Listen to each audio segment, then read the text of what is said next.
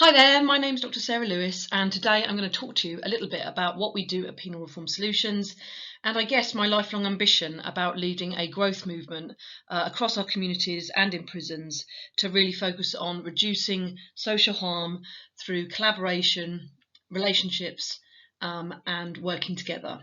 Just to tell you a bit about myself, I worked within probation since 2004, and I've worked in a number of prisons, including those in Norway and Macedonia. I develop a number of programs, so I've developed programs for female prisoners as well as those convicted of terrorism, and I've got a background in academia where I was a senior academic at the University of Portsmouth. So this first image really signifies to me the importance of growth, and I guess looking at it in connection with rehabilitation. Pat Carlin talks about, I guess, the notion that rehabilitation can have its flaws in the sense that it doesn't fully appreciate that maybe people haven't been habilitated. And so for me, it's about creating an environment for growth.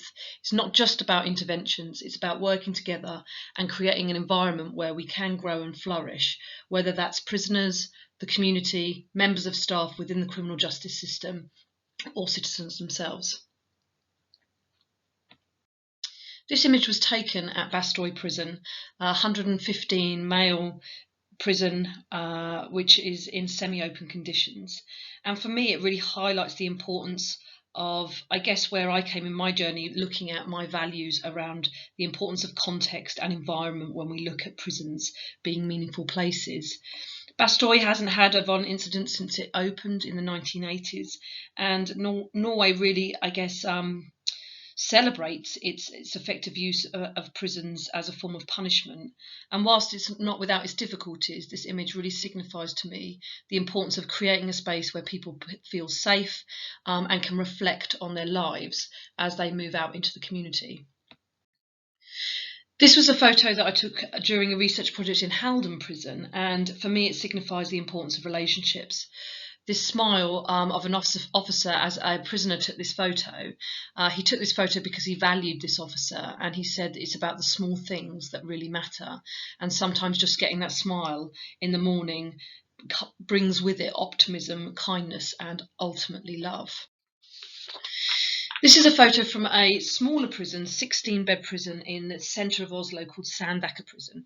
And again, it signifies to me the importance of trust. As you can see here, there's a tandem on the right. And on that tandem, we have an officer who works at Sandaker House.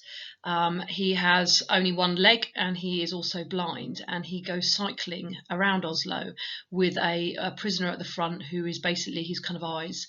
I think there's something about that kind of really symbolic gesture that this officer really trusts this prisoner essentially with his life, and working together they can fulfil their passion of cycling. This is a photo of me at Bastoy Prison with one of our first researchers on the project. And when I first met this gentleman, he said to me that my ambitions of changing prisons was never going to happen. And I guess I've heard that a number of times throughout my career. And I guess the difference between others that have maybe said that to me and him is that he stepped up.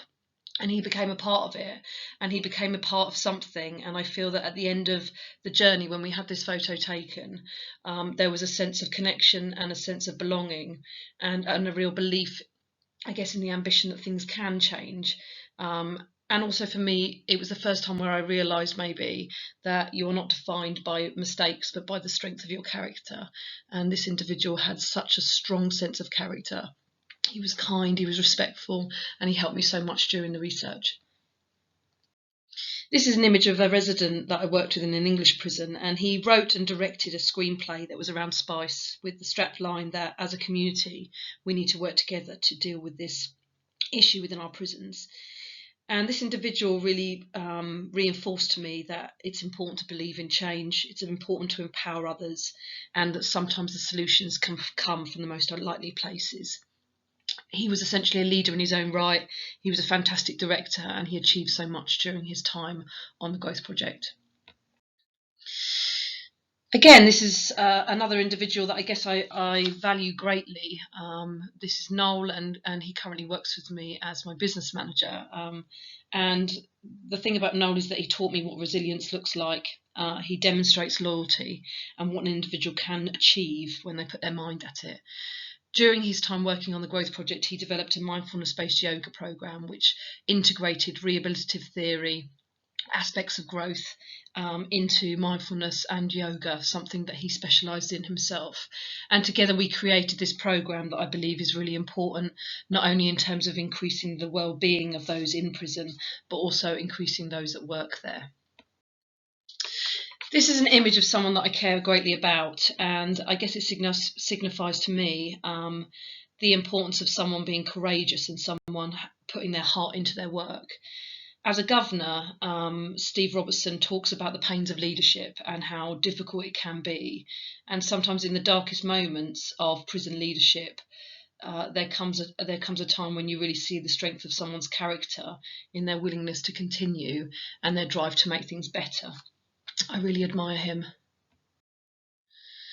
And here is someone that I also met in an English prison during the Growth Project. And for me, this individual was a teacher, and for me, she created a space of growth within her classroom.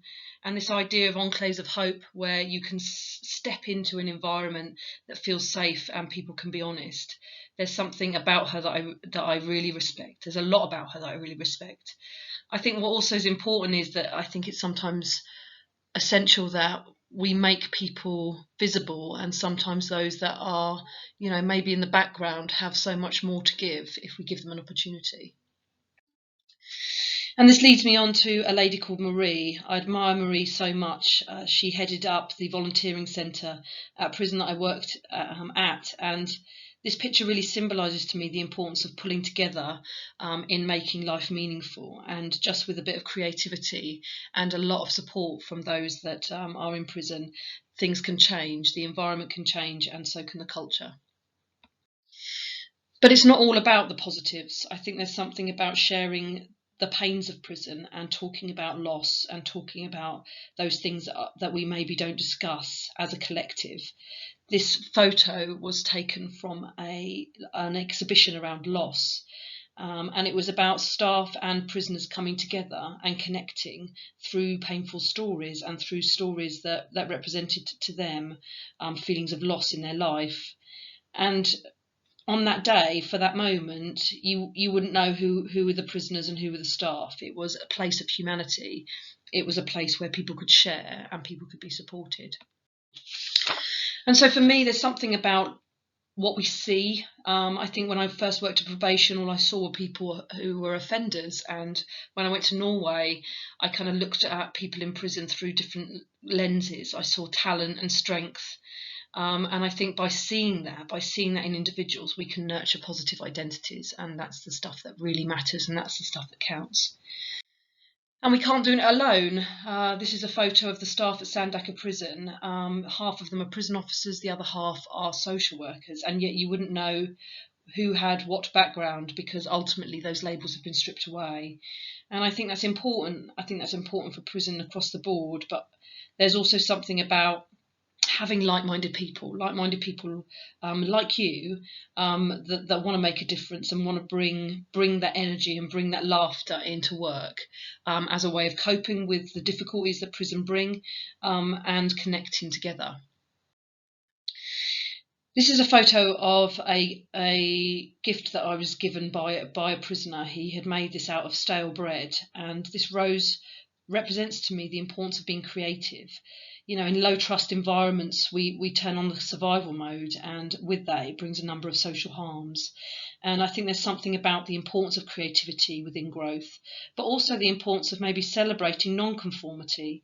It's something that we certainly punish when it comes to crime and criminality, and quite rightly so, but also the importance of how non-conformity can bring about positive change, as with every deviation comes change. And so there's something for me about sensing prison.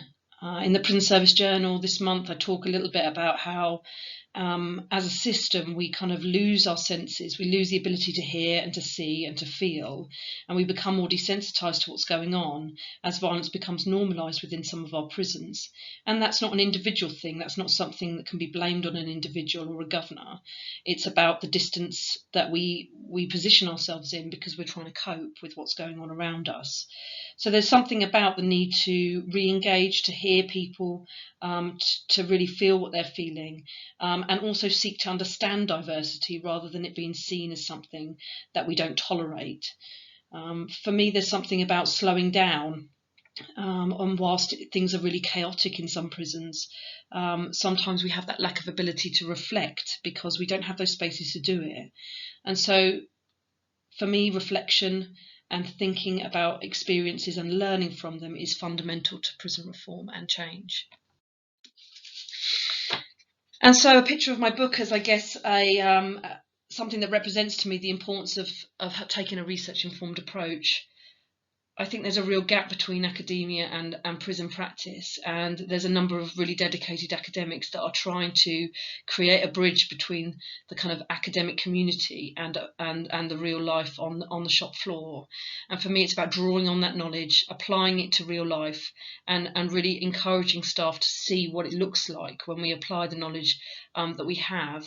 And we have so much that could be used on a daily basis to really equip our staff so that they can be more professional, so they can be confident in their work, and so that ultimately we increase their safety and we reduce harm. And so why do we do it? I have a friend who is a Norwegian governor, and he says, who do you want your children to meet on the streets? And a Norwegian governor who says, who do you want as your neighbour? And I think these two things are incredibly important, that whilst we may see more punitive measures emerging within policy and within government, what we have to understand is that ultimately the majority of prisoners will leave prison, and they will be members of our community and they will be our neighbours. And so who do we want as a neighbour, and who do we want our children to meet on the street? So this event's all around connection. It's around igniting a growth movement. It's about being a part of something. It's about spreading energy into a system that is tired and hurt and broken. And I really hope that this symbol represents connection and represents trust, and it enables people, whether they are practitioners, service users, or residing prisoners, it represents hope for them. And so I encourage you to connect. Please follow me on Twitter. Please email me. Please talk to me about ways in which you may want to collaborate or feel supported or be supported in any way.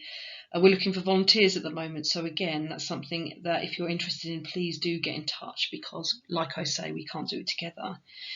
And I guess just to leave you with a quote that continues to inspire me on a daily basis by Margaret Mead: never underestimate the impact that a small group of like-minded people can do. And I think there's something really powerful in that. And I think it's not about these big changes. It's about slowly pushing it through acts of kindness, through gestures of gratitude.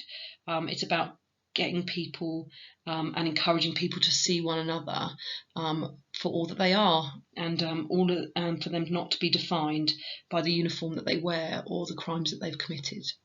Thank you very much.